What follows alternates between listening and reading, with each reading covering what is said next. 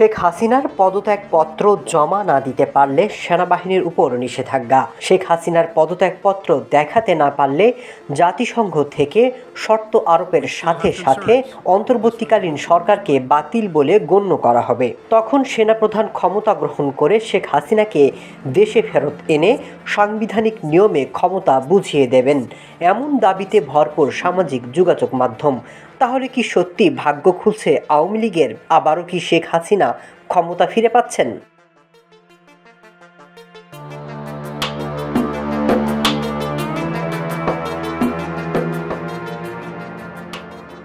ছাত্র জনতার অভ্যুত্থানে পতন ঘটে আওয়ামী লীগ সরকারের।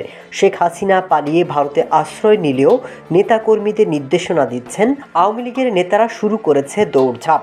শেখ হাসিনাও নিজেকে এখনও প্রধানমন্ত্রী দাবি করছেন, বলছেন তিনি পদত্যাগ করেননি। এমনকি প্রশ্ন উঠছে তার পদত্যাগপত্র কোথায়।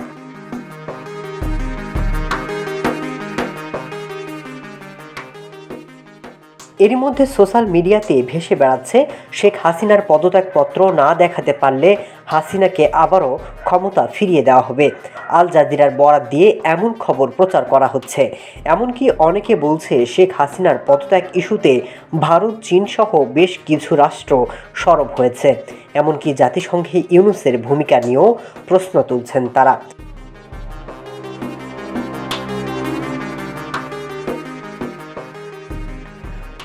যদিও এমন দাবির প্রেক্ষাপটে আল জাজিরার সাম্প্রতিক কোনো নিউজে দেখা মেলেনি। এমনকি সেনাবাহিনী নিয়ে যেসব তথ্য ছড়ানো হচ্ছে তার কোনো নিউজ পাওয়া যায়নি। তাই তো এসব খবরকে সাময়িকভাবে গুজব বলেই উড়িয়ে দেওয়া হয়েছে।